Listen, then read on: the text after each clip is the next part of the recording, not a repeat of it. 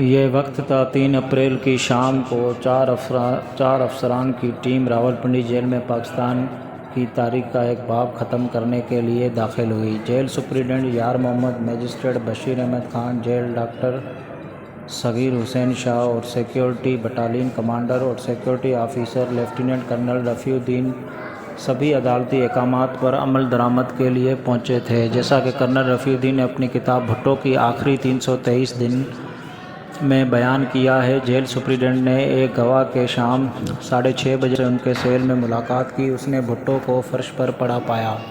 اس نے اپنی توجہ مبذول کرانے کے لیے پہلے بھٹو کا نام لیا اور پھر پھانسی کا حکم پڑھ کر سنایا۔ لاہور ہائی کورٹ کے 18 مارچ 1978 کے حکم کے مطابق آپ کو جناب ذوالفقار علی بھٹو کو نواب محمد احمد خان کے قتل کے جرم میں پھانسی دی جانی ہے۔ سپریم کورٹ میں آپ کی اپیل 6 فروری 1979 کو مسترد کر دی گئی اور 24 مارچ 1979 کو نظر ثانی کی درخواست مسترد کر دی گئی۔ صدر پاکستان نے اس معاملے میں مداخلت نہ کرنے کا فیصلہ کیا ہے، اس لیے آپ کو پھانسی دینے کا فیصلہ کیا گیا ہے۔ مہینوں کی قانونی چارجوئی اور معافی کی اپیلوں کے بعد بالآخر ذوالفقار علی بھٹو کو خاموش کر دیا گیا۔ کرنل رفیع الدین جیل سپرنٹنڈنٹ کے ساتھ کھڑا تھا۔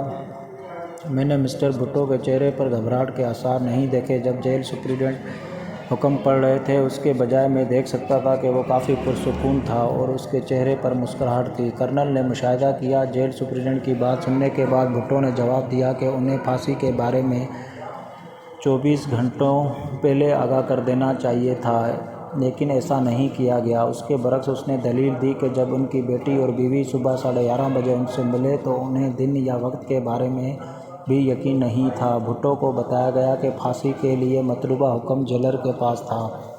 بغیر کسی ہچکچاہٹ کے جیل سپرنٹنڈنٹ نے پھر بھٹو سے پوچھا کہ کیا وہ اپنی وصیت لکھنا پسند کریں گے، کیونکہ انہیں چند گھنٹوں میں پھانسی دی جانی تھی۔ بھٹو نے سر ہلایا اور کچھ تحریری مواد طلب کیا۔ اس نے جیلر سے ایک وارنٹ دکھانے کو بھی کہا، جس پر جیلر نے جواب دیا کہ قانون کے مطابق ایسا نہیں ہو سکتا۔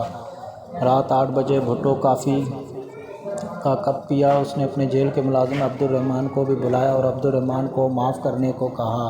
رات 10 بجے کے قریب اس نے رحمان کو گرم پانی لانے کو کہا تاکہ وہ شیو کر سکے۔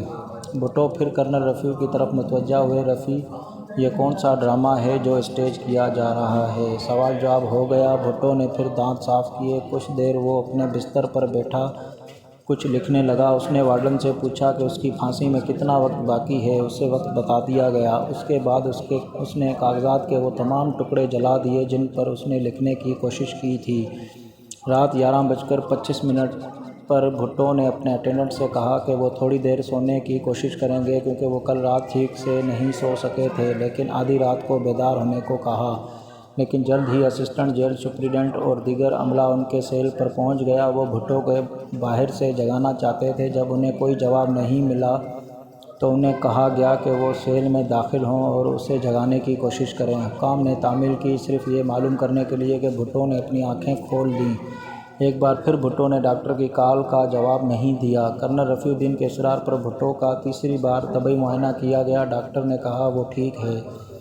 1:35 کے قریب حکام کی ٹیم سیل میں داخل ہوئی اور بھٹو کو ایک گدھے پر آرام کرتے دیکھا۔ مجسٹریٹ بشیر احمد خان نے ان سے پوچھا کہ کیا آپ نے وصیت لکھی ہے؟ بھٹو نے دھیمی آواز میں جواب دیا کہ میں نے کوشش کی تھی، لیکن ان کے خیالات میں اس قدر خلل پڑا کہ وہ ایسا نہ کر سکے اور اس کے بجائے کاغذ کو جلا دیا۔ اس کے بعد ان سے پوچھا گیا کہ وہ پھانسی کے تختے پر چلنا چاہتے ہیں یا کیا وہ لے جانے کو ترجیح دیں گے، جس پر بھٹو خاموش رہے۔ چند سیکنڈ کے بعد جیل سپرنٹنڈنٹ نے اپنے آدمیوں کو بلایا، جنہوں نے بھٹو کو اپنے اعزاز سے اٹھا کر اسٹریچر پر ڈال دیا۔ جب بھٹو اسٹریچر پر بے حرکت پڑے تھے، انہیں ہتھکڑیاں لگائی گئی۔ ایک بار جب وہ سہاروں تک پہنچے تو 2 وارڈنز نے پھانسی کے تختے تک اس کی مدد کی۔ اس کی ہتھکڑیاں پھر ایڈجسٹ کر دی گئیں۔ ایک بار جب ان کے ہاتھ ان کی پیٹھ کے پیچھے لگائے گئے تو بھٹو کو دوبارہ زنجیروں میں جکڑ دیا گیا۔ وہاں موجود سب خاموشی سے کھڑے تھے۔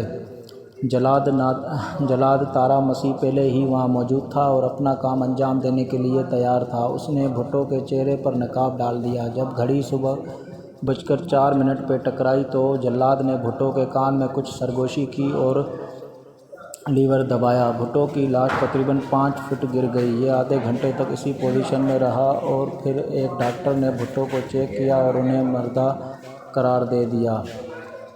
تارا مسیح پھر بھٹو کی لاش کو نیچے لے آئی اور ان کے ہاتھوں اور ٹانگوں کی مالش کرنے لگی۔ کہا جاتا ہے کہ جلاد اپنے اعضاء کو سیدھا کرنا چاہتا تھا، جو کہ پھانسی کے اثر کی وجہ سے مڑ گیا ہوگا۔ آدھے گھنٹے بعد ڈاکٹر نے ڈیتھ سرٹیفکیٹ جیل کے سپرنٹنڈنٹ کے حوالے کر دیا۔ اس کی لاش کو جیل حکام کے حوالے کر دیا گیا، جنہوں نے اس کی لاش کو غسل دیا۔ ذوالفقار علی بھٹو کی لاش کو ایک تابوت میں رکھا گیا اور چکلالہ ایئر بیس پر لے جایا گیا، جہاں سے ایک C-130 طیارہ جیکب آباد جانے کے لیے تیار تھا۔ ہوائی جہاز نے ٹیک آف کیا لیکن 1 گھنٹے کی پرواز کے بعد واپس آ گیا، کیونکہ اس میں کچھ خرابی پیدا ہو گئی تھی۔ اس کے بعد ایک اور طیارے نے لاش اور اس کے ساتھ موجود اہلکاروں کو لے کر اڑان بھری۔